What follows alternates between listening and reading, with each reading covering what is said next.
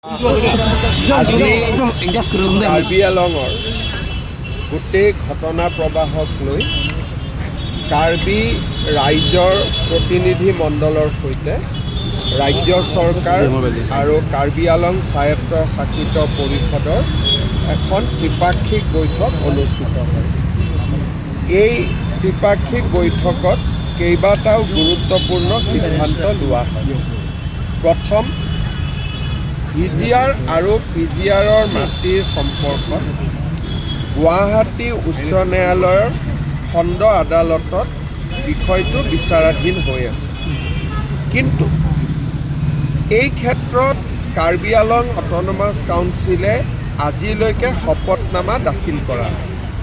তাৰ কাৰণে গোটেই বিষয়বস্তুটো এতিয়ালৈকে আদালতত সমাধান হোৱা নাই। আজিৰ আলোচনাত এটা সিদ্ধান্ত লোৱা হ'ল যে কাৰ্বি আংলং স্বায়ত্তশাসিত পৰিষদে 5 জানুৱাৰীৰ আগতে আদালতত শপতনামা দাখিল কৰিব আৰু কাৰ্বি ৰাইজেও আদালতত এটা পক্ষ হৈ তেওঁলোকেও আদালতৰ সন্মুখত নিজৰ দলিল ৰাখিব।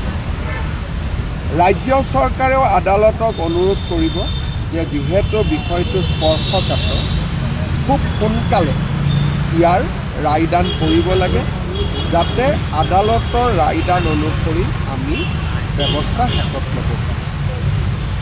খেৰণিৰ VGR PGRত যিমানবিলাক চৰকাৰী কাৰ্যালয় আছে, সেই কাৰ্যালয়সমূহ আমি VGR PGR এলেকাৰ পৰা আমি উঠাই লৈ আহিম আৰু VGR PGRৰ বাহিৰলৈকে লৈ যাম। তৃতীয়তে, খেৰণিত VGR PGRৰ খালী মাটি 8,000 বিঘা আছে। এই 8,000 বিঘা খালী মাটিত কাউন্সিলে ফেন্সিং কৰিব আৰু বনানীকৰণ কৰিব, যাতে ভৱিষ্যতে কোনেও তাত দখল ল'ব নোৱাৰে। যিজন ব্যক্তিৰ পুলিচৰ গুলীচালনাত মৃত্যু হ'ল, কাউন্সিলে তেখেতক এটা চাকৰি দিব। ৰাজ্য চৰকাৰে অতিৰিক্তকৈ 10 লাখ টকাৰ ক্ষতিপূৰণ দিব। VGR PGR মাটিত যিমান ট্ৰেড লাইচেঞ্চ ইছ্যু হৈছে, কাউন্সিলে আটাইবোৰ ট্ৰেড লাইচেঞ্চ কেঞ্চেল কৰিব, যাতে কোনেও তাতে ইলিগেলি ভৱিষ্যতে ট্ৰেড লাইচেঞ্চ ল'ব নোৱাৰে। ইয়াৰ উপৰিও কাৰ্বি আংলঙৰ VGR PGRৰ মাটিক বাদ দিও বিভিন্ন ডিপাৰ্টমেণ্টৰ মাটিও মানুহে এনক্ৰ'চ কৰি থৈছে। ইৰিগেশ্যন, ছইল কনজাৰ্ভেশ্যন ডিপাৰ্টমেণ্টৰ মাটিও এনক্ৰ'চ কৰি থৈছে। যিবিলাক ডিপাৰ্টমেণ্টৰ মাটি এনক্ৰ'চ হৈ আছে, তাতে কাউন্সিলে এভিকশ্যন আৰম্ভ কৰিব। অহা 17 জানুৱাৰীত আমাৰ দ্বিতীয় লানি আলোচনা আৰম্ভ হ'ব। তেতিয়ালৈকে হাইকোৰ্টৰ পৰাও আমি এটা সুবিচাৰ পাম বুলি আশা কৰিছোঁ।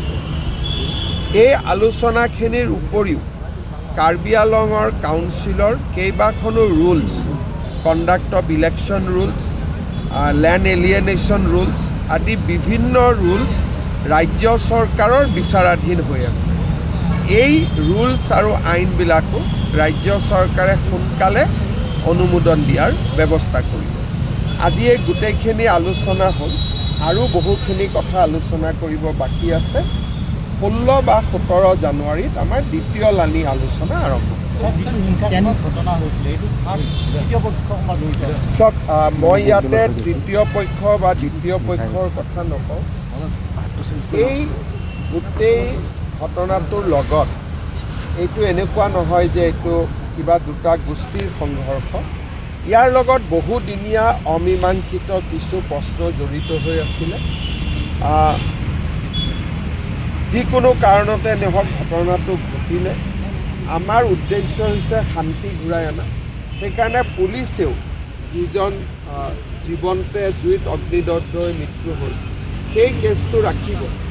বাকী যি কেছ ৰেজিষ্টাৰ হৈছে, পুলিচেও আমি জেনেৰেল এমনেষ্টি দি দিম, যাতে আমাৰ মাজত কোনো ভুল বুজাবুজি নাথাকে।